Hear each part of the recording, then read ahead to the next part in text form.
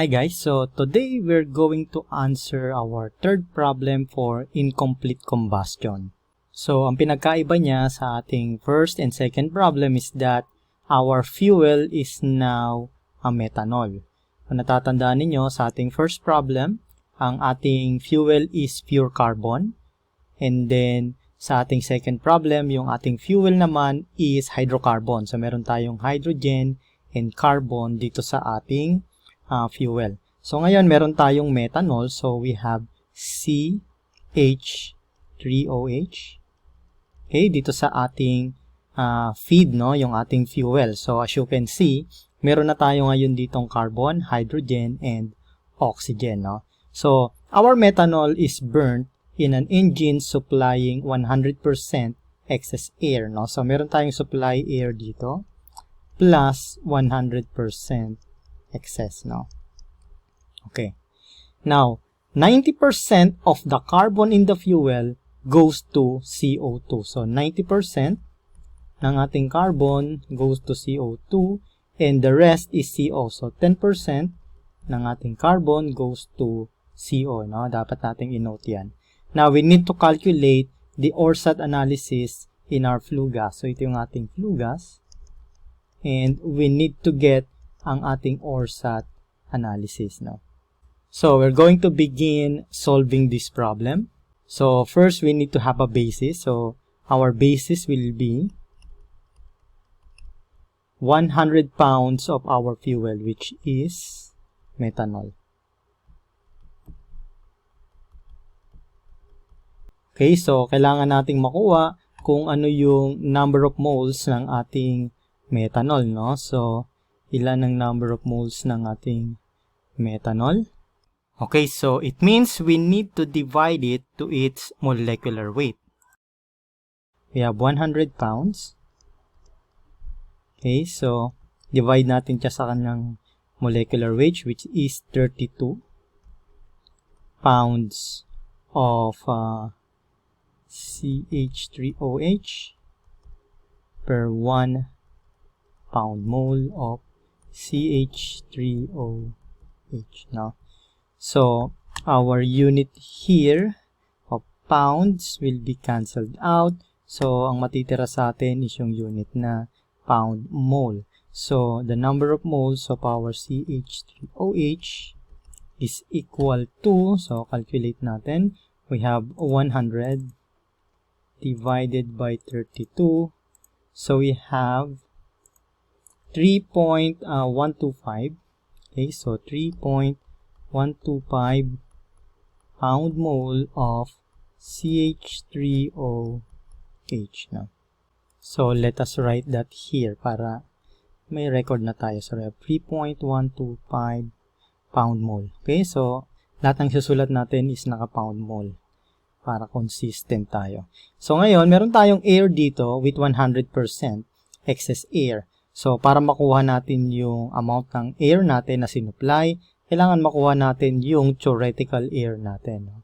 So, para makuha natin yung theoretical air natin, we need to calculate using our theoretical combustion, no?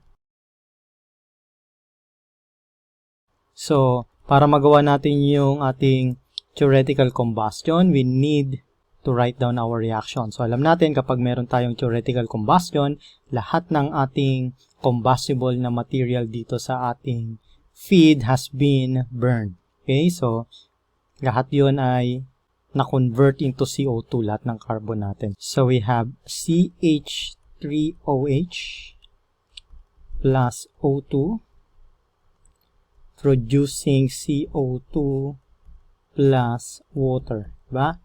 So we have complete combustion. So lahat ng ating carbon na-convert into CO2. So, balance muna natin yung ating reaction. So, our carbon is 1:1. So, okay na tayo sa carbon.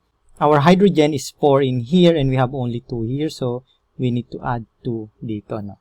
So, ilan ang oxygen natin dito sa ating right side ng reaction? So, we have 2 in here and another 2 here. So, we have 4 oxygen dito.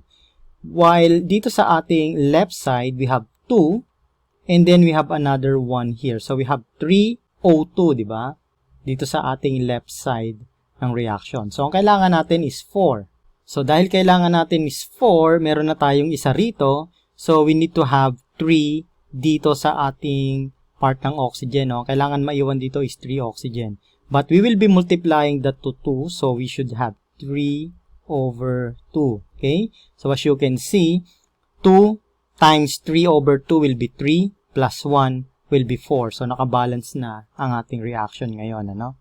So, ilan ang number of moles ng ating methanol? We have 3.125. So, we have 3.125 pound mole ng methanol. So, tignan natin ang ating stoichiometric relation. So, we have 3.125 times 3 over 2. Makukuha natin yung value ng ating O2 na nagamit for complete combustion. Ano? So, let us calculate for that. So, we have 3.125 times 3 divided by 2, which is equal to 4.6875 pound mole of O2. No? Yan ang ating theoretical O2. Okay? So, alam na natin yung value ng ating theoretical O2. Let us write that here. 4.688 pound mole. Okay? Okay, so, now, gaano karami yung supplied O2 natin? Kasi, we supplied 100% excess, no? So, if we have 4.688 pound mole of air, okay, theoretical, so, we supplied 100%, so we will be adding 100% of our theoretical O2, no? So, that means we need to add another 4.688 pound mole. So, therefore, our supplied O2 will be equal to our value here multiplied by 2. So, we have 9.38. So, 9.38 pound mole of supplied O2. Okay, so 9.38. So, alam na natin yung supplied O2. We have here 9.38 O2 supplied. Okay, so ano nga uli yung mga components ng ating flue gas? So, alam natin that part ng ating carbon is na-convert sa CO2. So, meron tayong CO2 dito. Meron din tayong CO dahil 10% has been converted to CO. Okay, so meron din tayong excess O2 dahil nag-supply tayo ng extra na oxygen. And of course, dahil air to, that means we have nitrogen dito, no? And then finally, we have water. Okay. So ngayon, alam na natin yung supplied O2. So, yan, ganyan karami yung sinupply nating oxygen galing sa air. So, that means, makukuha na rin natin yung supplied nitrogen, no? So, our N2 supplied, okay, is equal to 9.38 pound mole of O2 supplied. Multiply natin sa ratio ng oxygen sa nitrogen sa ating air, no? So, we have 21 pound mole of O2 for every 79 pound mole of O2 sa ating air. Okay, so our unit here, let us check. This will be cancelled out.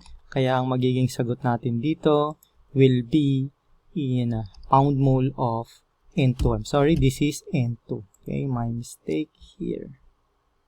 So this will be nitrogen, no? So, let us change this to N2.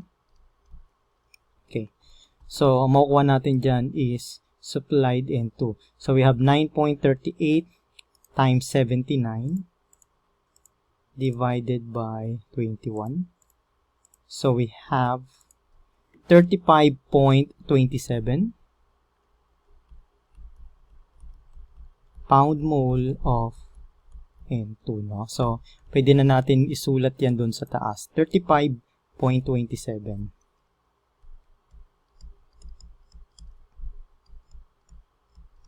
Okay. So, kailangan natin makuha lahat ng value natin dito, no? CO2, COO2, and water. So, kailangan na natin makuha ngayon yung actual combustion natin, no?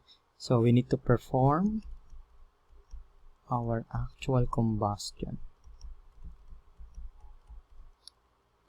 So, paano ba natin gagawin yan? Sabi natin, first, check muna natin yung ating stoichiometric relationship, no? So, we have methanol. So, every 1 mole ng ating methanol, we have 1 mole ng carbon, diba? And then, we have 4 hydrogen here. So, that means for 1 mole of methanol, we have 2 H2. And para naman sa ating oxygen, for every 1 mole ng ating methanol, we have 1/2 of O2. Dahil isa lang yung ating oxygen. No? So, yan ang ating stoichiometric relationship. So, ilang pound mole meron tayo ng methanol? Nakuha natin yan kanina, no? So, we have 3.125, di ba? So, we have 3.125. So, dahil 1:1 ang ating carbon, so we have 3.125 ng carbon. Ang ating hydrogen will be multiplied by 2, no? Yan ang value ng ating H2. So, let us multiply 3.125 times 2. We have 6.25. So, we have 6.25 here. And para naman sa oxygen, kailangan natin makuha yung half ng ating 3.125. So, we have 3.125 divided by 2. So, we have 1.56. Okay, so we have 1.56 here. Okay, so meron na tayong stoichiometric relationship ng ating mga component. So, unahin natin yung carbon. Sabi natin, 90% ng carbon has been converted to CO2. Okay? So, 90% ng ating carbon, ilan ba yung carbon natin? 3.125. So, 90% of that, so 3. Okay, so gawin nating orange para mas madali natin ma-identify. So, we have 3.125. So, 90% niyan, so times 0.9. Okay, so how much was that? Tingnan natin. So, 3.125 times 0.9 is equal to 2.81. So, we have here 2.81 ng carbon. So, 1:1 ang ating oxygen. So, we have 2.81 din sa ating O2. And CO2 is also 2.81 dahil 1:1 lang yung carbon to CO2. So, may value na tayo ng CO2 sa ating flue gas, no? Kasi actual combustion na to eh. So, we have 2.81 CO2. 2.81. So, orange din siya. Hindi tayo nagkakamali dyan. So, we have 2.81 pound mole. Okay? So, 10% of carbon has been converted to CO. Okay? So, sulat natin yung ating reaction. Converted to CO. So, balance natin. So, 1:1 in carbon and our oxygen is 1/2.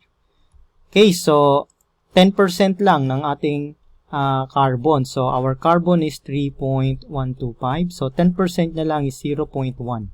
Okay, so that means we have 0.3125, no? Yan ang number of moles ng ating carbon. Now, gaano karaming oxygen yung nagamit natin para sa conversion na yan? So, we have 0.3125 divided by 2. This is equal to 0.156. And gaano karaming CO ang ating na-produce? 1:1 tayo ng carbon. So, we have 0.3125 ng CO2. So, CO I mean. So, 0.3125.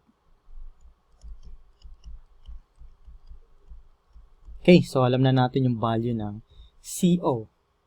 Ngayon, our H2 has been converted to water kasi wala namang binanggit kung nagkaroon tayo ng incomplete, no, combustion ng ating H2. So, we will be calculating it as all of our H2 has been converted to water, no? So let us first write our reaction. So we have H2 plus O2 and this is converted to H2O. So para mabalance yung ating reaction, H2 is 1:1 in our O2.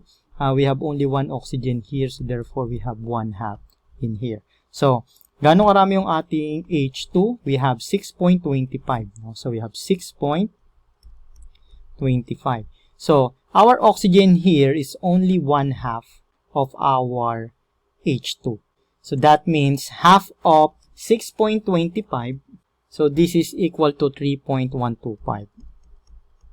Okay, and since 1:1 yung ating water dito, so we have also 6.25 dito sa ating H2O, no? So, alam na natin yung value ng H2O, so pwede natin isulat yan dito. 6.25 pound mole. So, oxygen na lang yung natitira, no? Paano natin makukuha yung O2 dito sa flue gas? So, anong O2 dito sa flue gas? Yung O2 natin sa flue gas is yung amount ng O2 na kung saan yung sinupply nating air na may excess, hindi lahat ng O2 is nagamit. So, matitira yan or lalabas yan dito sa ating flue gas. So, that means, kailangan natin makuha muna kung gaano karaming O2 ang nagamit natin sa ating actual combustion, which is this one, no? So, kailangan natin makuha yung value nito. Gaano karaming O2 yung nagamit natin sa ating actual combustion. So, we're going to add all of that. Makukuha natin yung actual O2 natin or yung O2 used. Okay, so gaano karaming O2 used? So, oxygen used for converting carbon to CO2, we have 2.81. Plus, O2 used for converting carbon to CO, we have 0.156. Plus, O2 used for converting H2 to H2O, we have 3.125. So, i-add lang natin lahat yan, ano, makukuha na natin yung O2 that is used dito sa ating combustion. So, we have 2.81 plus 0.156 plus 3.125. So, we have 6.09, no? So, we have 6.09 pound mole O2 that is used. Okay? So, we have O2 used. Okay, so ngayon, nakuha na natin yung O2 used, no? So, kailangan nating makuha ngayon yung unused O2. So, paano natin makukuha yun? Kung natatandaan ninyo, sa previous problem natin, we have hydrocarbon. So, nakuha natin yung O2 unused by subtracting yung O2 supplied sa ating O2 used, no? So, meron tayong supplied O2 and then, ganun karami kasi yung oxygen na binuga natin sa furnace. So, ima-minus natin yung actual na nagamit nating O2. So, syempre, yung difference nun, yun yung mga O2 na hindi nagamit. Ngayon, what is the difference dito sa ating problem? So, kailangan nating makuha is yung O2 unused. Pero, hindi natin pwedeng basta na lang isubtract yung O2 supply dito sa O2 used. Ang dahilan yon kasi meron tayong oxygen dito sa ating methanol. Okay, so nakakadagdag yan sa amount of oxygen dito sa ating system. And yan yung unang gagamitin sa ating combustion. So, ibig sabihin, ang amount ng O2 natin is like this. So, our O2 unused, yan yung hinahanap natin, is equal to O2 supplied. Okay, so yung binuga natin galing sa air, plus O2 from methanol, CH3OH, plus, we will subtract yung ginamit natin. Kasi itong dalawa na to, supplied to sa ating system, no? Yung O2 galing sa ating fuel, so kasama na siya ng ating fuel, and then nag-supply tayo ng O2. So ngayon, sa ating actual combustion, we will subtract itong O2 used. Okay? So, pag minus natin yung O2 used dyan, syempre, ang matitira yung mga O2 na hindi nagamit. So, O2 supplied, gaano karami yung O2 supplied natin? Na-calculate natin kanina as 9.38, no? So, yan ang ating O2 supplied. 9.38. Then plus, how much is our O2 sa ating fuel? So nakuha na natin stoichiometric relationship niya kanina. Ang ating O2 in every 3.125 pounds ng ating methanol, we have 1.56. So we have 1.56 pound mole ng ating O2 sa fuel. And then we will subtract itong O2 use, which is 6.09. Okay? So that means our O2 unused, so ganito karami yung hindi nagamit na O2, no? We have 9.38 plus 1.56 minus 6.09. So we have 4.85 pound mole of O2 unused. Okay, so pwede na nating isulat yan doon sa ating flue gas. So we have 4.85 pound mole. Okay, so ang kailangan nating makuha is yung ORSAT analysis.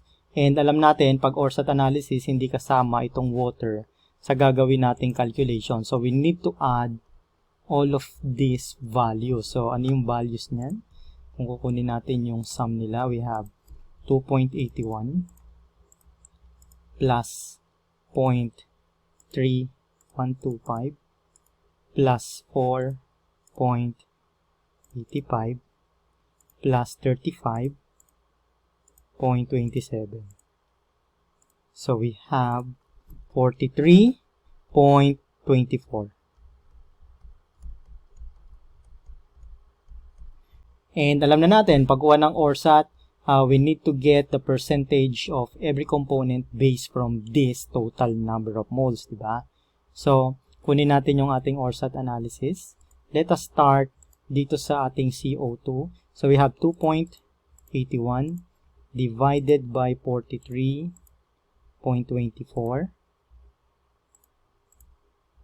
times 100. Okay, so this is equal to 6.5. So we have 6.5%. Okay, so ating CO. Let's check natin ang ating CO. We have 0.3125 divided by 43.24. Okay, times 100. So we have 0.72%.